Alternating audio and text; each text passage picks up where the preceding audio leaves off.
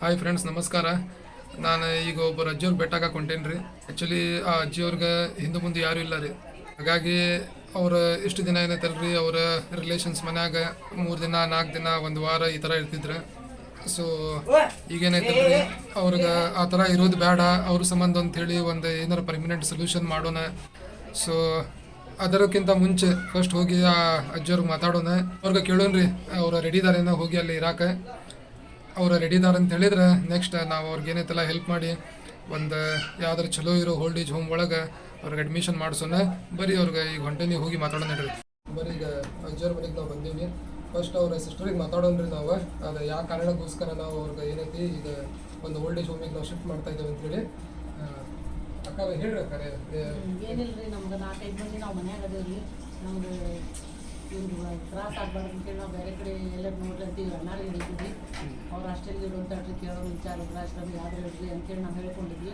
ಅದಕ್ಕೆ ಇವತ್ತು ಕರ್ಕೊಂಡು ಹೊಂಟಾಕ ನಮ್ಗೆ ಯಾಕೆ ನಮ್ಮ ಟೈರ್ಗೆ ಸಾಕೊಂಬಿಟ್ಟ ನಮ್ಗೆ ಭಾಳ ತೊಂದರೆ ಆಗುತ್ತೆ. ನಾವು ಕಾಯಿಪಲ್ಲೆ ವ್ಯಾಪಾರ ಮಾಡೋದ್ರಿ, ನಾವು ದುಡ್ಡು ತಿನ್ಬೇಕು, ನಮ್ಗೆ ಬಂದು ನೋಡಿದ್ವಿ.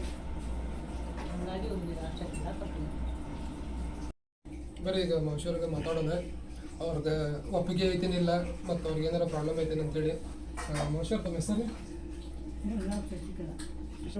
ಶಶಿಕಲಾ ಪವಾರ್ ಅವರು. ನಿಮ್ಮ ತಂದೆಯವ್ರ ಹೆಸರು ಲಕ್ಷ್ಮಣ ಸಾ ಪವಾರ್. ಸೊ ಈಗ ನಿಮ್ಗೆ ಏನಂತಂದ್ರೆ ನಾವೀಗ ಓಲ್ಡ್ ಏಜ್ ಹೋಮಿಗೆ ಕರ್ಕೊಂಡು ಹೊಂಟೀವಿ. ಸೊ ನಿಮ್ಗೆ ಅದ್ರ ಬಗ್ಗೆ ಏನಾದ್ರು ಅಭ್ಯಂತರ ಐತ್ರಿ ಅಂದ್ರೆ ನಿಮ್ಗೆ ಮನ್ಸು ಐತಲ್ಲ, ರೆಡಿ ಇದ್ರಿ ಹೋಗೋಕೆ, ಖುಷಿ ಐತಿ ನಿಮ್ಗೆ? ಸೊ ಏನೂ ತೊಂದರೆ ಏನಿಲ್ಲ.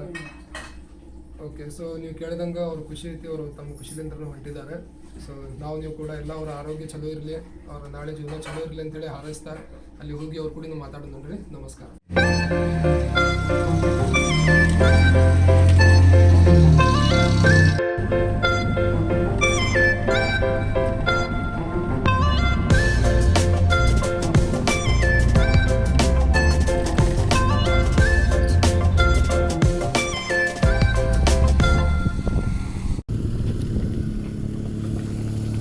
ಫೈನಲಿ ಭುವನೇಶ್ವರಿ ಓಲ್ಡ್ ಏಜ್ ಹೋಮಿಗೆ ಜಸ್ಟ್ ಬಂದು ತಲುಪಿದೆ ನೋಡ್ರಿ.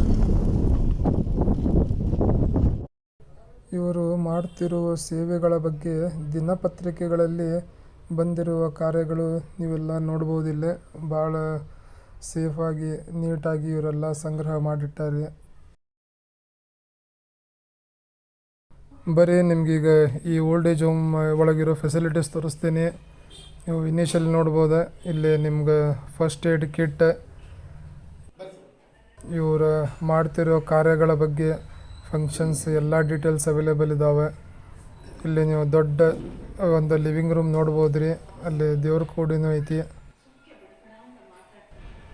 ನೆಕ್ಸ್ಟ್ 3 ಬೆಡ್ರೂಮ್ ಇದಾವೆ ರೀ, ದೊಡ್ಡ ಇದಾವೆ, ಸ್ಪೇಷಸ್ ಇದ್ದಾವೆ. ನೀವು ಇಲ್ಲೆಲ್ಲ ನೋಡ್ಬೋದು. ಸಪ್ರೇಟ್ ಬೆಡ್ ಶೀಟ್ಸ್ ಎಲ್ಲ ಅರೇಂಜ್ಡ್ ಇದ್ದಾವೆ. ವಾಷಿಂಗ್ ಮಿಷಿನ್ ಐತಿ, ವೆಸ್ಟರ್ನ್ ಟಾಯ್ಲೆಟ್ಸ್ ಇದ್ದಾವೆ, ಇಂಡಿಯನ್ ಟಾಯ್ಲೆಟ್ಸ್ ಇದ್ದಾವೆ, ಫ್ರಿಜ್ ಐತಿ, ಕಂಪ್ಲೀಟ್ ಕಿಚನ್ ಎಲ್ಲ ಅವೈಲೇಬಲ್ ಐತಿ. ಆರೋ ವಾಟರ್ ಪ್ಲಾಂಟ್ ಐತಿ, ಬಿಸಿ ನೀರು ಜಳಕಕ್ಕಾಗಿ ಗೀಸರ್ ಅವೈಲೇಬಲ್ ಐತಿ, ಕೋಲ್ಡ್ ಸ್ಟೋರೇಜ್, CCTV ಕ್ಯಾಮ್ರಾ, ದೊಡ್ಡ ವರಾಂಡ ಐತ್ರಿ, ಮನೋರಂಜನೆಗಾಗಿ TV ಅವೈಲೇಬಲ್ ಐತಿ. ನೀವು ಮೇಲೆ CCTV ಫುಟೇಜ್ ನೋಡ್ಬೋದು. ಅಲ್ಲಿ ಇರೋರಿಗೆ ಏನು ಅನ್ನಿಸ್ತೈತೆ ಅಂತೇಳಿ ಈಗ ಕೇಳೋಣ ಬರ್ರಿ.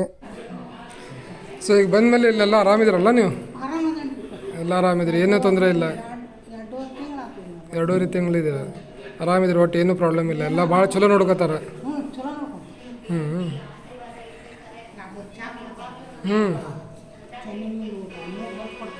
3 ಹೊತ್ತು ಊಟ, ಚಹಾ, ನಾಷ್ಟ ಎಲ್ಲ ಕೊಡ್ತಾರೆ, ಹೌದಿಲ್ಲ ರೀ? ನಾಷ್ಟ ಏನೇನು ಮಾಡ್ತೀರಮ್ಮ?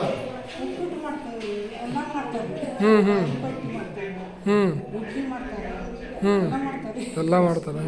ಸರ್ ನಮ್ಮ ಮನೆಗೆ ಬನ್ನಿ, ಟೈಮ್ ಟೇಬಲ್ ಐತಲ್ಲಿ, ಟೈಮ್ ಟೇಬಲ್ ಇಟ್ಟಿವಿ. ಅದ್ರ ಪ್ರಕಾರ ಒಂದಿನ ಇಡ್ಲಿ, ಒಂದಿನ ದೋಸೆ ಬೇಕು, ಅದ್ರ ಪ್ರಕಾರ ನಡಿಬೇಕು ಸರ್.